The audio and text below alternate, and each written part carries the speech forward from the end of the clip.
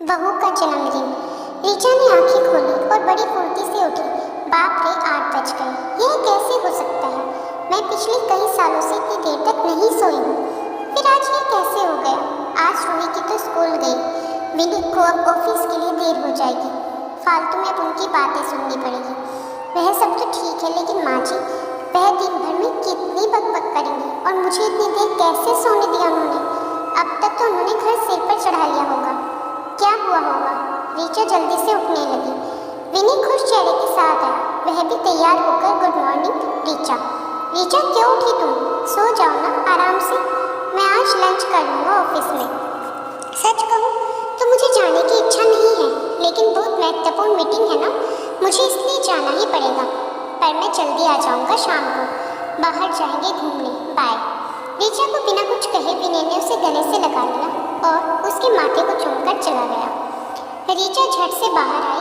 Kitchen से कोई भी आवाज़ नहीं आ रही थी और जब वह बाहर आई तो पापा जी की थाली में इडली वड़े दिखाई दे रही थी। सांभर से बहुत अच्छी महक आ रही थी, लेकिन वह पैकेट से सांभर नहीं निकाल पाई। यह लोग कंटेनर में ठीक से क्यों नहीं दे सकते? अगली बार कंटेनर घर से ही दे देना। और इस घर में मुझे एक चम्मच भी नहीं मिलता। पापा जी बोले। रुकिए जी आप ज़रा, मैं निकाल देती हूँ, नहीं तो आप सब सांभर नीचे फर्श पर गिरा दोगे, मेरा काम बढ़ा दोगे। और आपके सामने ही तो है चम्मच, आपको तो कुछ कैसे नहीं मिलता क्या पता। एक काम करो, आप ये प्लेट लेकर टेबल पर बैठो, मैं देती हूँ सांभर और चटनी निकाल कर। और धीरे बोलो, जरा बहू कभी नहीं सोती, इतनी देर तक आज सोई है तो शांत रहे, नहीं तो आपकी आवाज़ से उठ जाएगी वह। बहू जब उठेगी तब दूंगी गरम करके, उसे भी यह उसका मनपसंद नाश्ता है। ऋचा आश्चर्य से यह सब देख रही थी। अरे बहू, उठ गई तुम? क्यों उठी? चलो अच्छा हुआ उठ गई। तुम्हारे पापा जी तुम्हारे मनपसंद का बड़ा सांभर लाए हैं, गर्मा गर्म खा लो, फिर बाद में चाय पियेंगे साथ में। माँ जी ने ऋचा को टेबल पर बिठाया। रूही कहाँ है? दिखी नहीं? ऋचा ने पूछा। अरे बहू, मैं उसे स्कूल बस में बैठा कर आया। गई वह स्कूल, होशियार हो गई है अब अपनी रूही, जल्दी जल्दी करती है सब अपने काम, तकलीफ नहीं देती है वह। हाँ, बैग बहुत भारी है, पर उसकी वे लोग यह नहीं समझते कि बच्चे पर इतना बोझ नहीं डालते हैं। मुझे क्या बोली वह पता है? बोली, दादाजी मैं बिग गर्ल हो गई हूँ अब, और गुड गर्ल भी। अब मैं आ जाऊँगी अकेले घर पर, आप मत आइए मुझे लेने के लिए। दादाजी पोती की प्रशंसा में मग्न थे। हाँ हाँ, मेरी बेटी समझदार हो गई है, सिर्फ दूध पीने को नाटक करती है, लगातार बड़बड़ करती रहती है, बस खाना ही ठीक से नहीं खाती। अन्नपूर्णा उसके पेट में है, इतनी ऊर्जा कहाँ से आती है क्या पता। अरे ऋचा, खाओ तुम बड़ा सांभर, ठंडा हो जाएगा। और तो चिंता मत करो तुम, मैंने रूही को पराठा तैयार करके दिया है, छोटा सा खाया उसने और टिफिन भी ले गई। माँ जी बोली। क्या पापा जी? माँ जी, मुझे उठाना चाहिए था ना, आपने क्यों किया सब काम? जाने दो, खाने में क्या बनाऊं? ऋचा ने अपराध बोध से कहा। ऋचा तुम कुछ मत करो, तुम्हारी बीसी है ना, आज तुम मस्त मौज करो। हमारे पड़ोसी में वह चंदा आती है ना खाना बनाने के लिए, उसे बोला है मैंने आज से रोटी बनाने के लिए, बाकी का मैं कर लूँगी। तुम कितना काम करोगी अकेली? तुम्हारी क्लास, रूही का होमवर्क, बाहर के काम, यह विनय भी कुछ काम करके मदद नहीं करता, तुम्हें सबके पीछे पीछे दौड़ना पड़ता है। अब आराम किया करो। तुम नहीं तो ऐसा करो ना, तुम और विनय 4 दिनों के लिए घूमने चले जाओ। बहुत दिन हो चुके, वैसे भी तुम दोनों कहीं गए नहीं हो। रूही को यहीं रहने दो, हम संभाल लेंगे उसे। आपको भी एक दूसरे के साथ वक्त बिताने की ज़रूरत है, माँ जी बोली। नाश्ते के बाद माँ जी ने चाय बनाई और तीनों ने बातें की और चाय पी। ऋचा का दिन अच्छा गया, बीसी की सहेलियों के साथ मस्ती की।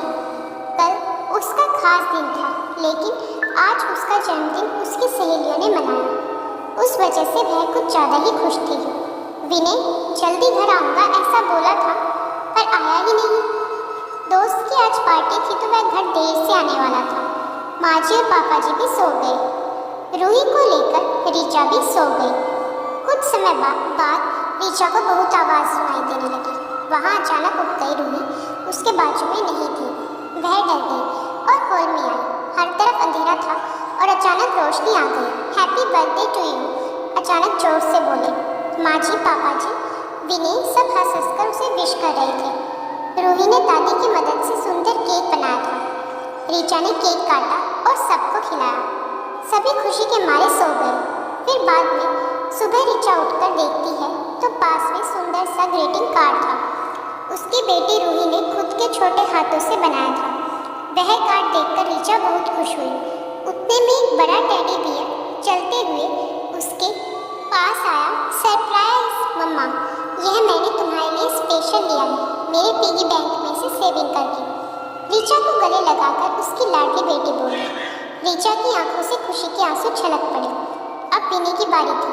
उसने ऋचा से कहा कि वह अपनी आंखें बंद कर ले और उसके लिए लाया हुआ खूबसूरत हीरो का हार उसके गले में डाल दिया और उसे आईने के सामने खड़ा कर दिया। वाह, अब सच में वह हार कितना खूबसूरत लग रहा है।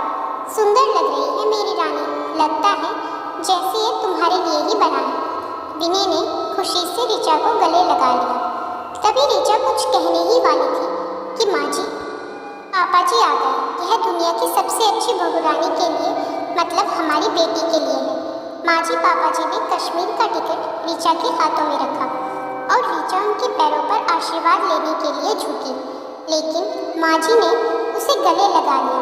पापा जी ने सर पर हाथ रखकर आशीर्वाद दिया। यह क्या माँ जी, पापा जी, इतना बड़ा सरप्राइज! वास्तव में इसकी कोई ज़रूरत ही नहीं थी और हम दोनों ही क्यों जाएं? ऋचा ने उत्साह से कहा। नहीं नहीं, हम बूढ़े लोग क्या करेंगे वहाँ? वैसे भी आप दोनों को इसकी ज़्यादा ज़रूरत है और हम रूही का भी अच्छे से ख्याल रखेंगे ताकि आप दोनों फुल एंजॉय कर सके। वह सेकंड हनीमून क्या बोलते हैं ना, वो आप आ जाओगे तो हम चले जाएंगे। पापा जी ने धीरे से विनी को आंख मारी। ऋचा और विनी दोनों शर्मा गए। चलो पैकिंग करो, आपको कल सुबह निकलना है। और आज क्या क्या खाना बनना है? आज ऋचा की पसंद का माँ जी ने फरमान किया। दिन आनंद में गया। शाम को ऋचा की आरती करके माँ जी, पापा जी ने उसे ढेर सारा आशीर्वाद दिया। ऋचा इस प्यार से पूरी तरह अभिभूत थी। पूरी तैयार हो गई थी। कल सुबह जल्दी जाना है, इसलिए बैग भर के ऋचा विनी तैयार थी। कश्मीर के सपने देखकर ऋचा को कब नींद आ गई वह उसे समझ में नहीं आया। दोनों कश्मीर पहुंच गए जैसे स्वर्ग ही हो। कितना खूबसूरत था सब कुछ। विनी ऋचा सब भूलकर एक दूसरे में खो गए थे। यह हंसी वादियाँ, ये खुला आसमां। विनी गाना गा रहा था और ऋचा जैसे नई नवेली दुल्हन की तरह शर्मा रही थी। एक दूसरे के ऊपर बर्फ के गोले फेंककर छोटे बच्चों जैसे दोनों मस्ती कर रहे थे। दोनों आज आई स्केटिंग के लिए आए थे। बर्फ में ठीक से खड़े होने में असमर्थ ऋचा एक दूसरे को ठीक करने के दौरान अपना संतुलन खो बैठी और वह जोर से गिर गई। आंखें खोलकर देखती है तो क्या, उसके बेड के ऊपर से वह गिर गई थी। बाजू में विनय सोया हुआ था। मतलब वह सपना था। इतने में बेल बजे दूध वाला आया होगा। वह बाहर आए, उतने में उसकी सास उससे बोली, अरे ऋचा, हर रोज कैसे देर से उठती हो तुम? 15 मिनट देर हो गई आज तुम्हें। जल्दी करो, अब चाय बनाओ और नाश्ते में कुछ अच्छा नमकीन बनाओ और मेरी सहेली आने वाली है, आज कुछ अच्छा खाना बना उनके लिए। और हाँ, घर पर ही रहना आज, कहीं बाहर मत जाना। माँ जी की रोज की कटकट चालू हो गई और ऋचा सचमुच सपने से हकीकत में आ गई। हमेशा की तरह हर कोई उसका जन्मदिन भूल गए थे। रोज रोज की भाग दौड़, घर के कामकाज, सास के ताने, ससुर की फरमाइश, पति की धुन पर नाचने और बेटी की लीला देखने में वक्त उसका दिन कब खत्म होता था वह उसे भी समझ में नहीं आता था।